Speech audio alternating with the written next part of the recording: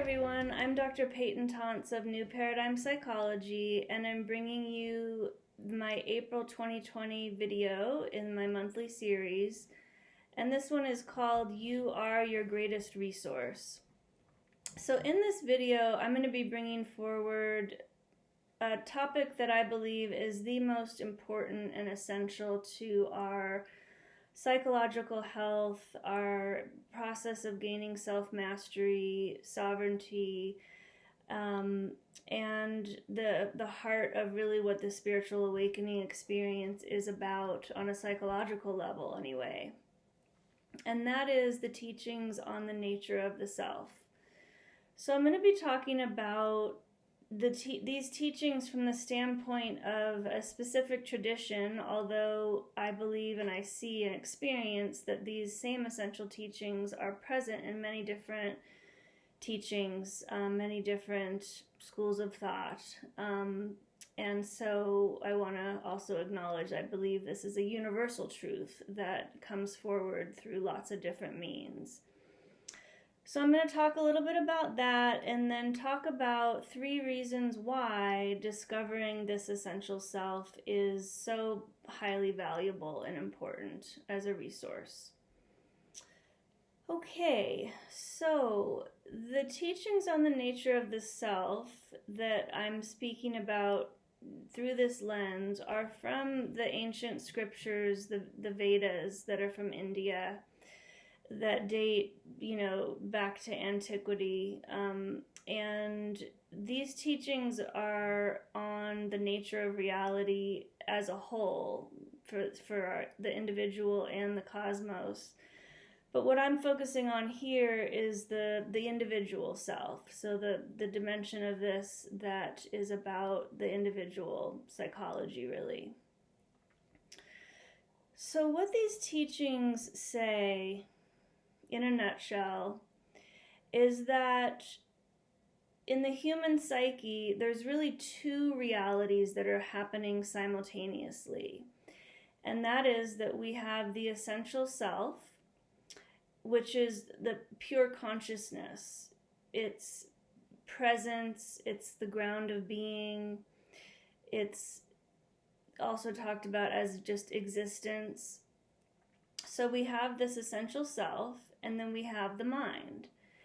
And that these 2 are experienced as one until we wake up to the fact that we can separate them out and differentiate them and recognize what is the self and what is the mind and how are they working together. Okay?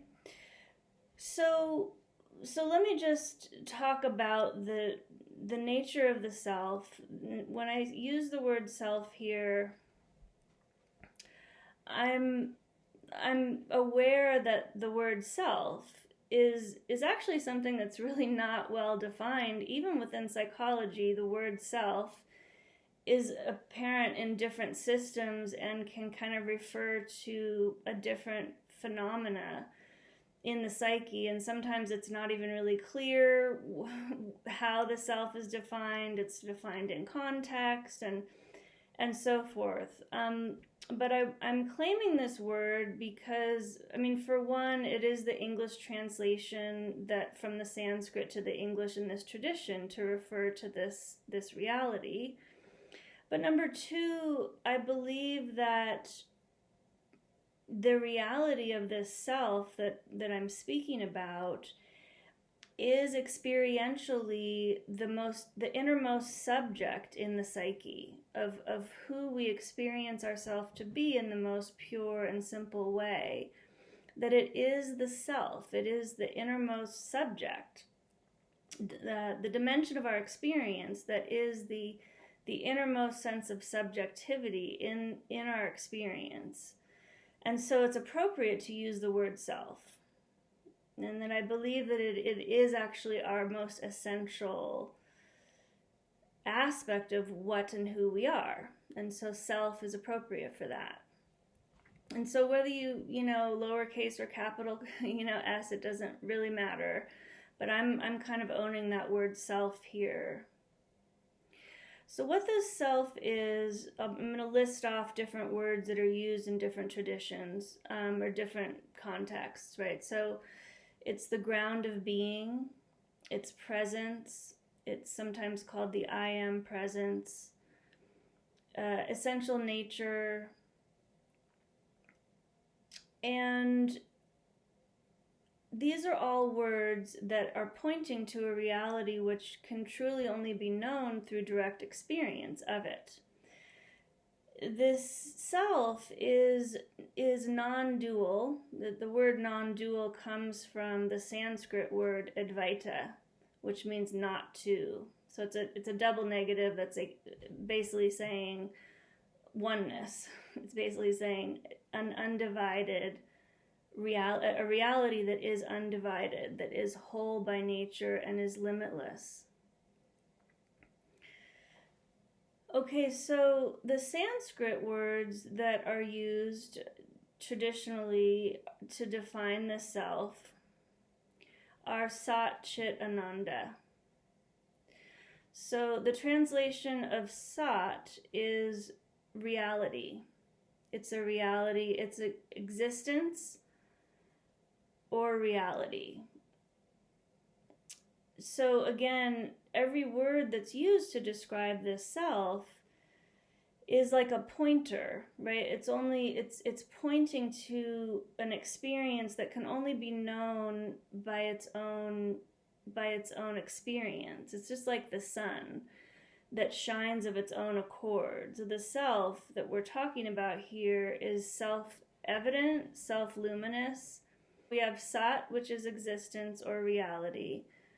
We have Chit, which is consciousness or knowledge.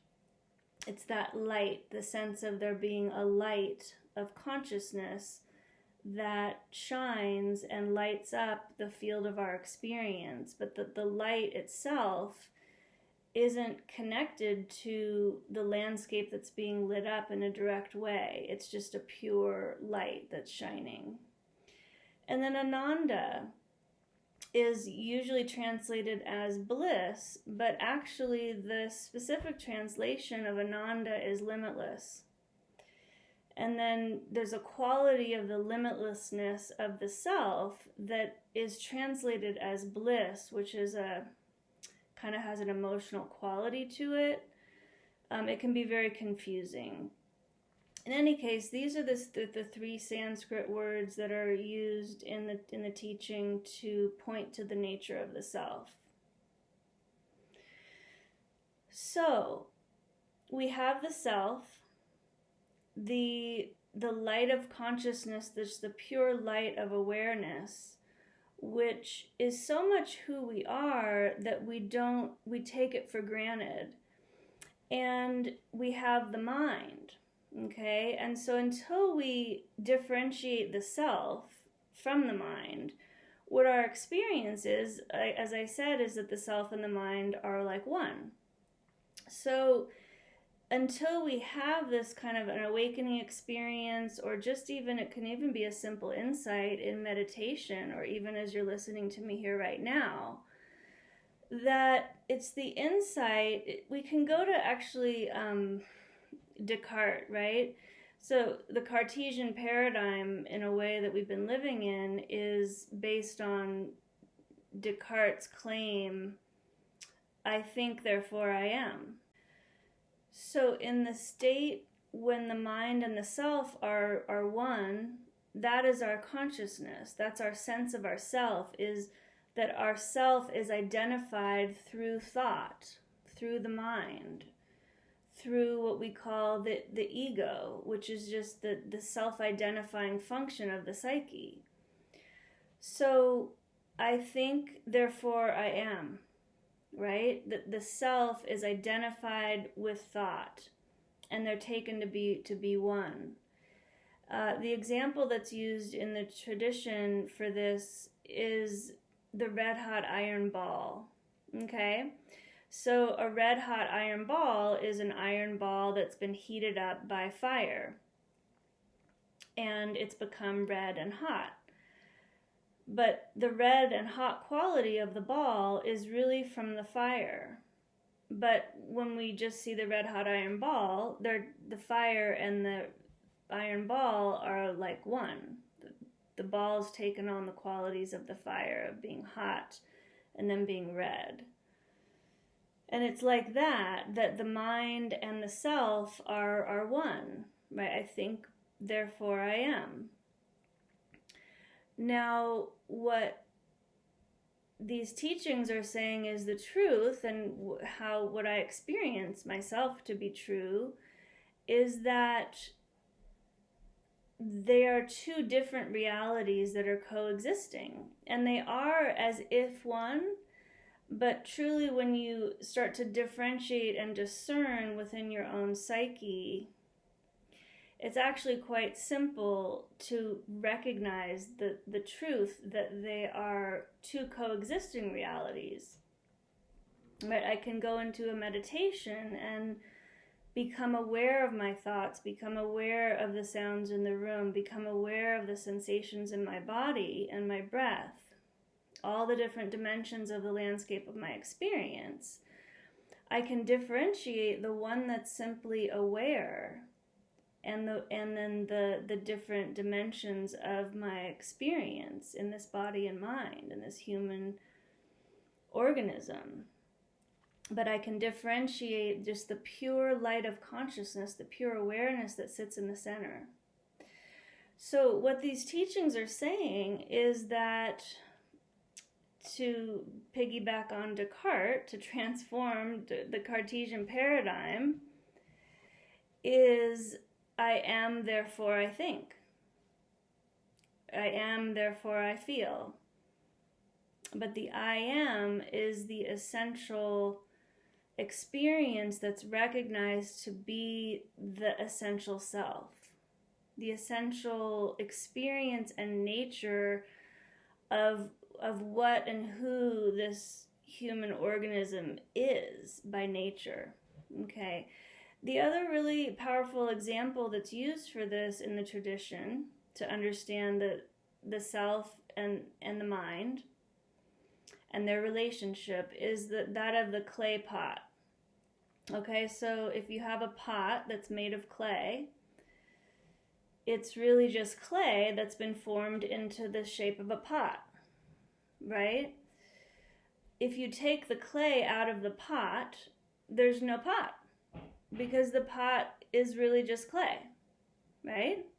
You can't take consciousness, the essential self, out of the human experience, because it is the essence of what this is. It's the root, it's the prima materia, to use the alchemy example. It's the basic substance of what is, that you can't take out of the form and all the expression, the expressed form that is this world and this body, this person. Okay?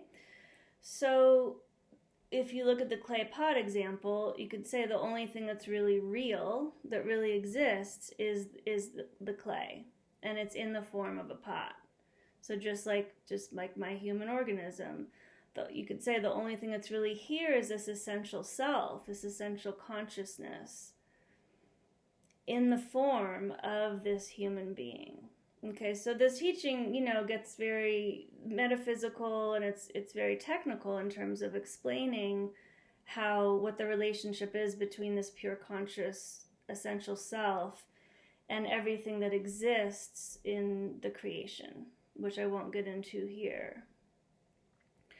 So basically, my whole point is that I'm encouraging the exploration and inquiry into your experience of this within yourself.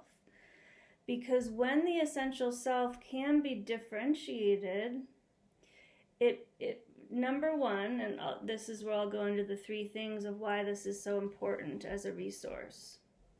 Okay, number one, it's important because it's true. Because I believe that this is what's true, and that getting to the bottom of what's true about who and what we are is the most important thing, right? It's important because it's about what's real, what's true, and that knowing that is extremely important and valuable. Number two, the nature of the self that we discover is, these are all words that are, again, describing something that can only be, it's a experiential reality, right? But it is like the ocean of peace or the ocean of wholeness. Its nature is safe, reliable, whole, free, infinite. So in essence, the nature of the self is, it's like a healing balm to the human organism that can then rest in that essential nature, can rest, can restore, can come into balance. And so the true nature of the self is it is our very own source of who and what we are. And so therefore, it is a powerful resource to the mind and body when we're able to just let the dust settle and just rest in our own nature. It's extremely regulating to the nervous system. We let the mind that's busy processing and figuring out and what's going on, what's going to happen, dealing with life. We recognize, okay, that's, my mind is having this experience right now, and I can let go. I can rest in the ocean of my own self. And the mind then can reorganize itself, can restore, can become more creative and solve the problems and just be more organized and regulated and resourced in the present to deal with whatever is going on in life.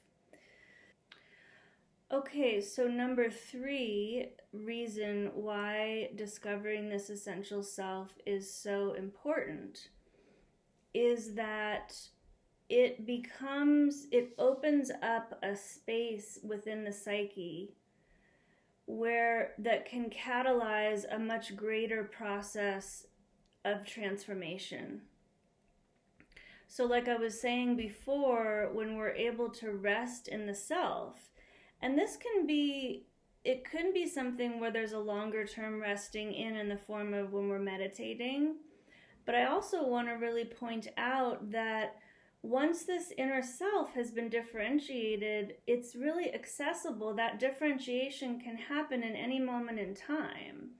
And literally even a split second sometimes of being able to become identified with that self and let go of the mind and whatever's going on in the world can really shift, because the self is infinite potential. It's infinite creativity.